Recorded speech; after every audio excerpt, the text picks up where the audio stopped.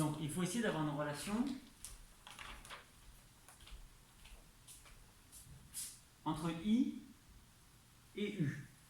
Une sorte, si on veut, de loi d'Ohm, mais ce n'est pas loi d'Ohm, pour un condensateur. Relation entre U et I ou IU. Donc I, on vient de dire, c'est la dérivée de Q par rapport au temps. Et là, on a Q qui est égal à C fois U. Donc on peut écrire que I est égal à la dérivée par rapport au temps de C fois U, sachant que là-dedans, C, c'est la capacité du condensateur, c'est donc quelque chose qui ne varie pas en fonction du temps, c'est toujours la même valeur.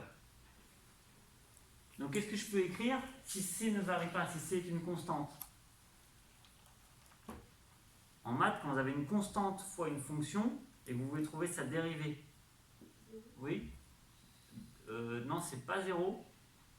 Qu'est-ce qu'on peut faire avec cette constante? On peut la sortir de la dérivée. C'est-à-dire, la dérivée de la constante fois une fonction, c'est la même chose que la constante fois la dérivée de la fonction. Donc on peut écrire que c'est égal à C fois du sur dt. Donc on va le noter en dessous.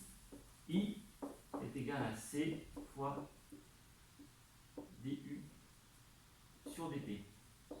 C'est la relation entre U et I pour un condensateur.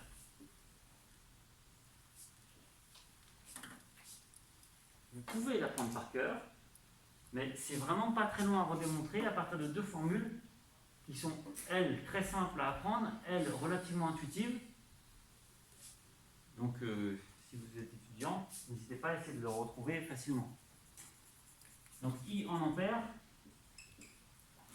C en farad, U en volts, temps en secondes. Alors, on va noter une phrase qui est importante parce que c'est ce qui pose parfois problème dans la compréhension des charges et décharges d'un condensateur. C'est le signe de I. I, c'est l'intensité. On la flèche généralement dans un circuit de manière à ce qu'elle soit toujours positive. Sauf que là, on va être dans un cas où quand le condensateur se charge, I est positif, et quand il se décharge, le courant en fait change de sens. Vous comprenez ici avec mon schéma, regardez. Imaginez, on amène du courant comme ça, avec un générateur. Donc là, il y a des bornes plus, là des bornes moins. Et après, si j'enlève le générateur, et je branche ce condensateur sur n'importe quoi, mettons une lampe, même si c'est pas forcément une ampoule, c'est pas forcément une bonne idée, mais eh ben, il va se décharger, mais avec un courant qui va être dans l'autre sens. Parce que la borne plus est là, donc le courant va partir du plus pour passer dans l'ampoule. Donc en fait, le courant il change de sens en fonction de si on charge ou si on décharge le condensateur. Mais ce qu'on fait en réalité, pour les calculs, on laisse toujours I dans le même sens, mais on va dire qu'il est positif quand le condensateur se charge et qu'il est négatif quand le condensateur se décharge. C'est ce qu'on va noter juste en dessous, et du coup c'est important de le comprendre.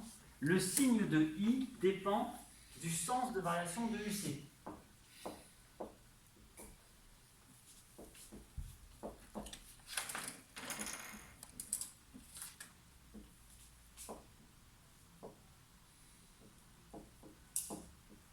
Le signe de I dépend du sens de variation de UC.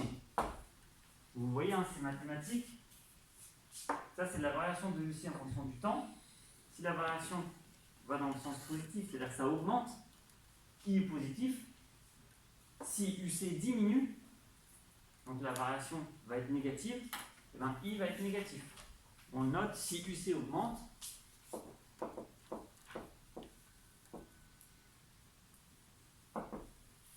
I est positif. Donc en fait, on peut préciser éventuellement, ça c'est pendant la charge du condensateur.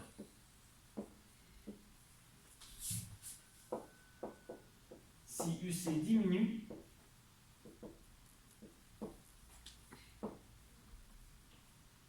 I est négatif. C'est ce qui qui va se passer pendant la décharge du condensateur.